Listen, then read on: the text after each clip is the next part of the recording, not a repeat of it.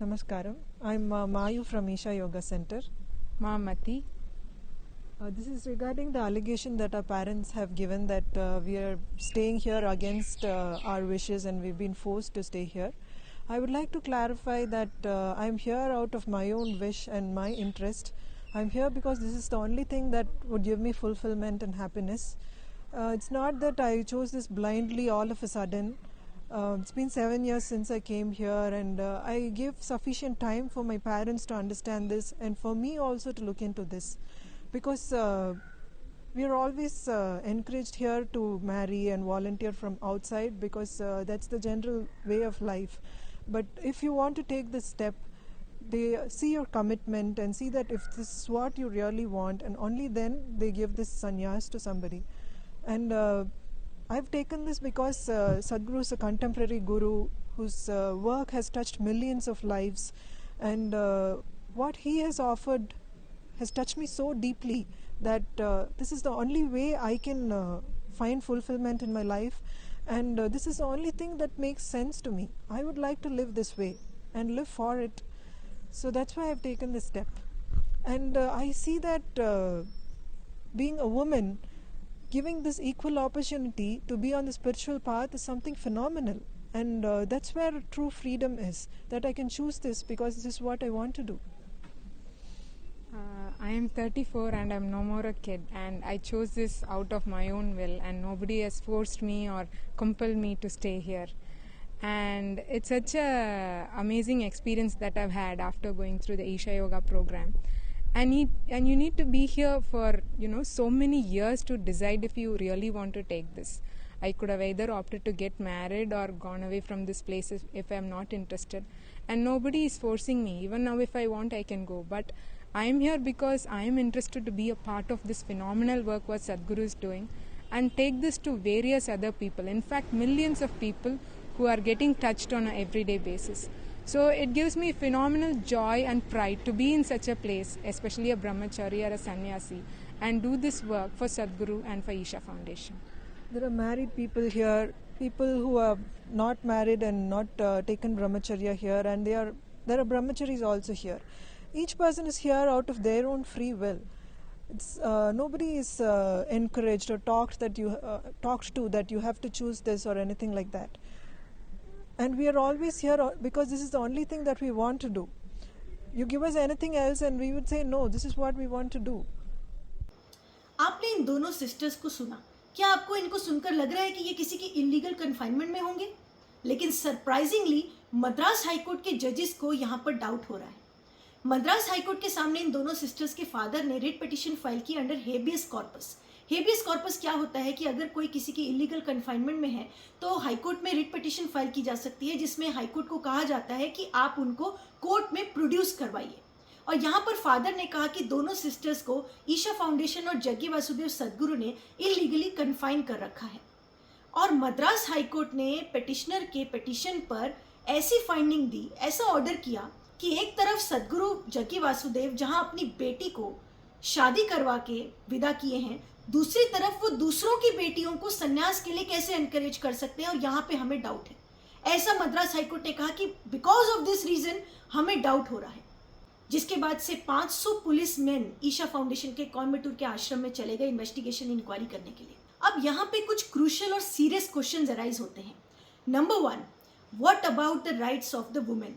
यहाँ पर सिर्फ इन दो सिस्टर्स के राइट्स नहीं, यहाँ पर सदगुरु जग्गी वासुदेव की बेटी के भी राइट्स और साथ में इन दोनों सिस्टर्स के भी राइट्स. उन राइट्स का क्या हुआ? आर्टिकल 21 का क्या हुआ? वुमेन की इंडिपेंडेंस का क्या हुआ? अगर मद्रास हाईकोर्ट ये कह रही है कि सदगुरु अपनी बेटी की शादी करा दी, यानी सदगुरु ने उनकी बेटी की शादी कराई है, बेटी का अपना कोई राइट नहीं, बेटी की अपनी कोई चॉइस नहीं, यानी वहां पे मद्रास हाईकोर्ट को उस बेटी की भी कोई फिक्र नहीं कि उसके राइट्स क्या है, उसके आर्टिकल 21 क्या है, वो शादी करना चाहती है नहीं करना चाहती है. और दूसरी तरफ इन दोनों सिस्टर्स की भी राइट्स का कुछ नहीं. यानी मद्रास हाईकोर्ट का कहना है कि शादी भी करना है किसी को वो अपने फादर की मर्जी से, और किसी को शादी नहीं करना है तो वो भी अपने फादर और पेरेंट्स की मर्जी से. यहाँ पर इंडिपेंडेंट किसी का कोई राइट है ही नहीं कि वो क्या कर सकता है. और सेकंड क्वेश्चन सबसे बड़ा ये अराइज होता है कि जब यही हाई कोर्ट्स के सामने प्रोटेक्शन की पिटिशंस फाइल होती हैं, I am a practising lawyer, so मैं आपको बता सकती हूँ कि हंड्रेड्स ऑफ पिटिशंस फाइल होती हैं प्रोटेक्शन की, जिसमें कई सारे बच्चे, लड़के लड़कियां प्रोटेक्शन की पिटिशन ये कह के फाइल करते हैं कि हमारी फैमिली हमारी शादी को एग्री नहीं है, इसीलिए हमें प्रोटेक्शन दिया जाए।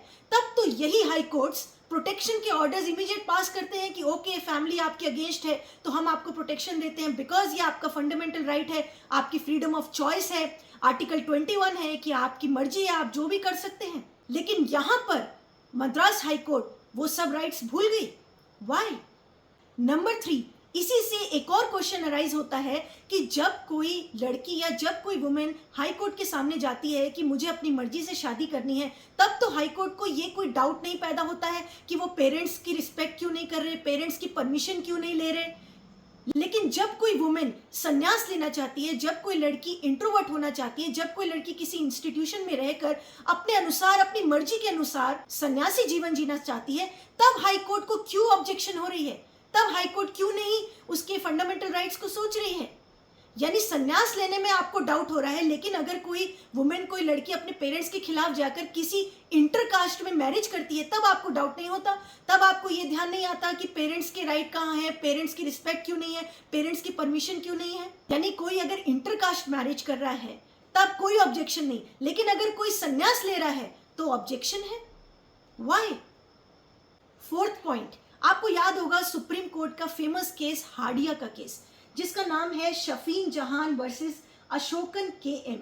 ये एक लैंडमार्क केस था जिसमें इसी तरह से एक लड़की के फादर ने एक पिटीशन फाइल की थी, जिसमें उसने कहा कि मेरी बेटी हाडिया को, फादर का नाम है अशोकन, उसने कहा मेरी बेटी को जबरदस्ती कन्वर्ट करा दिया गया मुस्लिम रिलीजन में और जबरदस्ती शादी करा दी गई है। तो ऑनरेबल सुप्रीम कोर्ट ने उस समय कहा कि आर्टिकल 21 क्या कहता है। आर्टिकल 21 ये कहता है कि अगर कोई एडल्ट है, कोई मेजर है, तो ये उसका इंडिपेंडेंट राइट है कि वो किसी से भी शादी करे, कहीं भी रहे, चाहे वो कुछ भी करे। यहाँ पर एक लड़की ने अपना धर्म परिवर्तन कर लिया, किसी और धर्म के लड़के से शादी कर ली, ऐसे केस में भी कोर्ट का जहां कहना है कि वो उसका इंडिपेंडेंट राइट है, वो आर्टिकल 21 में उसको फ्रीडम ऑफ चॉइस है।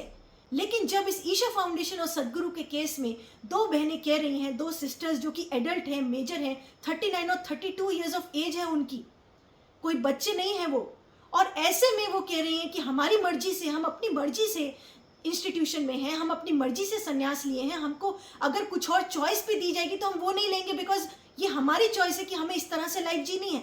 वहां पर कोर्ट्स का व्यू हाडिया केस को फॉलो क्यों नहीं कर रहा है? यानी अगर कोई अपनी मर्जी से शादी करेगा, अपने रिलीजन से हट के, अपने कास्ट से हट के, तब कोर्ट्स को कोई प्रॉब्लम नहीं है। लेकिन अगर कोई विवेकानंद बनना चाहेगा तब कोर्ट्स को डाउट हो रहा है, जब कोई संन्यास लेना चाहेगा तब कोर्ट्स को डाउट हो रहा है। व्हाई? तब क्यों नहीं ये सुप्रीम कोर्ट की लैंडमार्क जजमेंट, जो कि 3 जजेस बेंच की जजमेंट है, तब वो सुप्रीम कोर्ट की जजमेंट क्यों नहीं मद्रास हाई कोर्ट को याद आई?